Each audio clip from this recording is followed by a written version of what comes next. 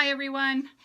I've been having a lot of trouble getting devotion to load and get to you guys. So I'm just doing a really short one right now, and then hopefully it'll go through and we'll kind of elaborate on it tonight during the meeting.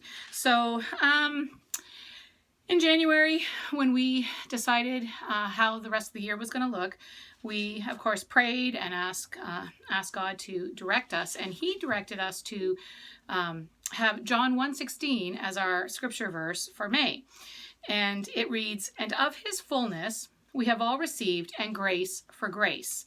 So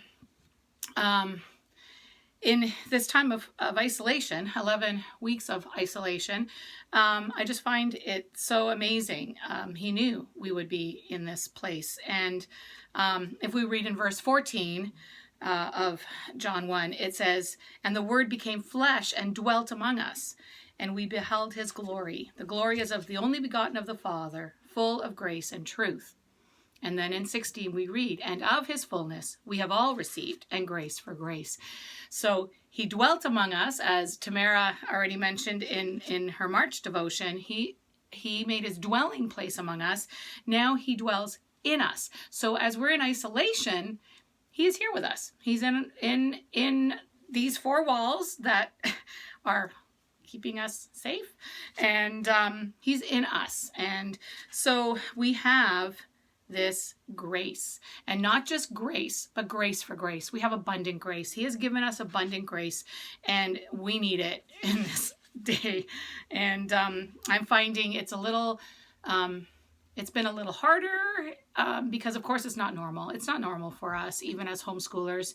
The kids feel it. The kids feel the difference in the air, in just the tension and the uncertainties, and not being able to visit with friends, and it's just been really different. But God has given us His grace, and He's given us grace for grace and abundant grace. And I'm just so thankful that in January He knew we would be in isolation today, and we would need to be reminded that His grace is sufficient for us. And so we've had plenty of time now with nowhere to go and nobody that we're able to see to practice grace, right? To be more patient, to be patient in the lineups at the stores, to have grace towards others who maybe aren't looking at other people, who are just selfishly wanting for themselves. And we can display Christ's grace to them, to our children who maybe are a little bit more tense and not getting along quite as well as they used to. Or maybe it's going better and God is just lavishing His grace upon you and making things work out really well. I don't know. We've been doing okay here and doing a lot of things that we really haven't had time for, like Lego and movie nights 2 and 3 times a week, and just a lot of family time together and just doing things together and playing games. And you know what? It's good. It's different. And we are all muddling through this, and we're all,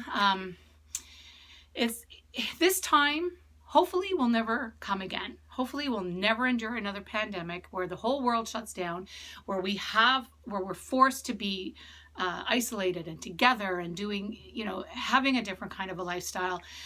So right now is the time to just really dig in and enjoy this time and practice that grace with each other and with ourselves. And if things, if a school day doesn't go the way you planned, it's okay.